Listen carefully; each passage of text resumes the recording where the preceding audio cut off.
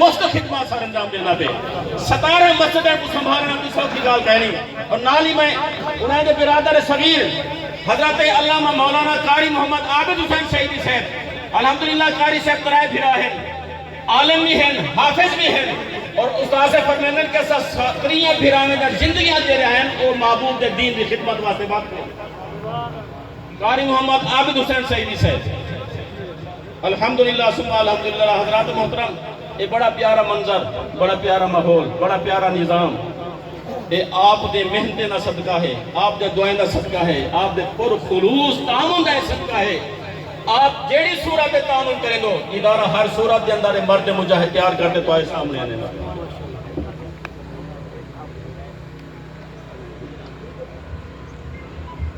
محترم عزت مآب استاذیہ مفتی خورشید احمد صاحب جڑے جو پورے ادارے دے ہوتے اپنی خصوصی نظر رکھی ہویا ہے اور ساریاں محنتاں اور ساریاں نظریں ہنائیں دیا ہیں لجپال نے حکم انشاءاللہ دستار سارے برکت واسطے دروشی پڑھو ماشاءاللہ اللہم صلی اللہ سیدنا و مولانا محمد النبی الامی وعلی آلہ وبارک وسلم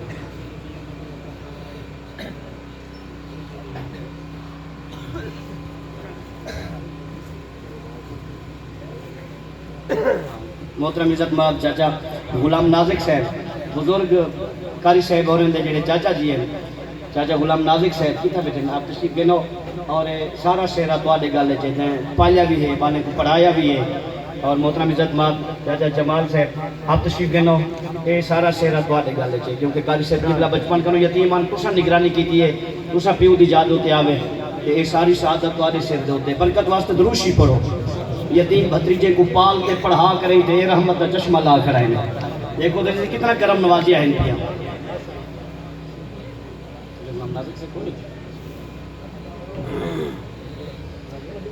کرسی اپنا میں روتے کرو کرسی اپنے کرو شاہ صاحب کی بلا اپنا صدارتی خطبہ ایک ساتھ فرمانا ہے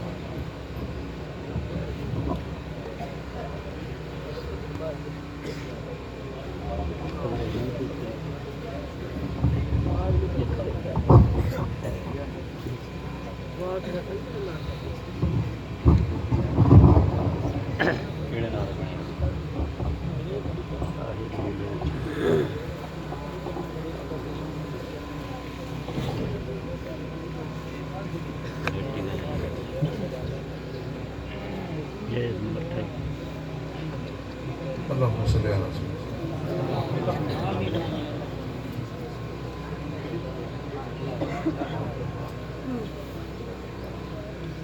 نحمده ونصلي على رسوله الكريم اما بعد فاعوذ بالله من الشيطان الرجيم بسم الله الرحمن الرحيم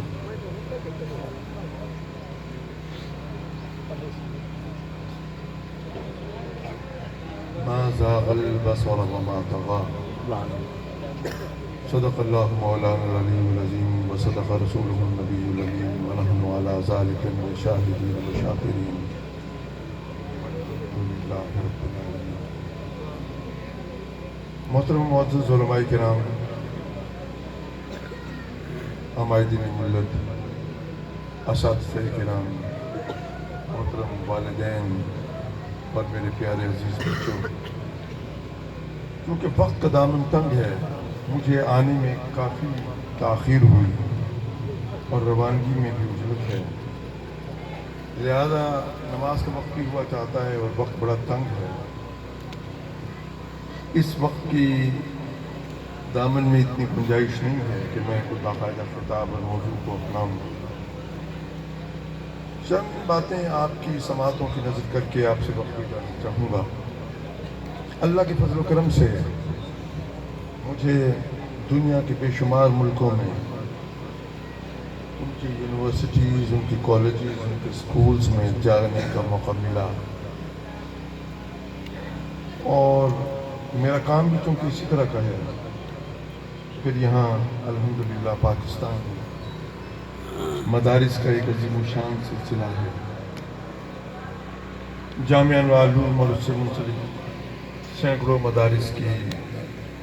نظامت بھی اس فقیر کے ذمہ ہے ان کے انتظامات ان سے آرام ان کی دیکھ بھال ان کے معمولات یہ ساری چیزیں ظاہر ہے کہ مجھ سے ہی متعلق ہوتی ہیں میرے بزرگوں نے کچھ ایسے امور میرے ذمہ لگائے ہیں. میں دنیا کے بے شمار ملکوں میں گیا، اتنی بڑی بڑی یونیورسٹیز میں جانا ہوا، لیکن آپ یقین کریں کہ جتنا کیف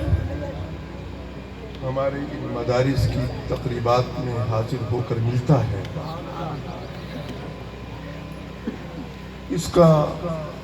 کوئی موازنہ نہیں کیا جا سکتا. مجھے یاد ہے مولانا ساجد صاحب نے ایک دفعہ، میں یہاں قریب میں جلسہ تھا، میں وہاں آیا، مجھے کہا کہ حضور ایک مدرسہ بن رہا ہے، آپ تشریف لائیں. میں یہاں آیا تو یہاں دھول اور مٹی تھی، مسجد کی عمارت تو نہیں تھی، کچھ بنیادیں تھیں غالباً، ایک کمرہ تھا اور کچھ بھی نہ تھا. اللہ کی ذات تھی، اللہ کے رسول کی ذات تھی.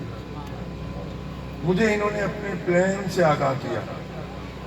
کہ حضور ہم یہ چاہتے ہیں، ہم یہ چاہتے ہیں، یہ چاہتے ہیں. میں ان کے چہرے کو مجھے آج تک یاد ہے، میں دیکھتا رہا اور میں نے ان سے کہا مولانا مجھے یقین ہے کہ اللہ تبارک و تعالیٰ تمہارے کام میں برکت دے گا. تمہارے وہ تمام منصوبے جو ابھی تک بظاہر نظروں سے پوشیدہ ہیں، یہ یقیناً منظر عام پر آئیں گے. اس کی وجہ یہ ہے کہ اگر آپ میں اخلاص ہے تو پھر اللہ تبارک و تعالیٰ آپ کے سارے کام اپنے ذمہ رہیں. اللہ تبارک و تعالیٰ دین کی خدمت کرنے والوں کو اکیلا نہیں چھوڑ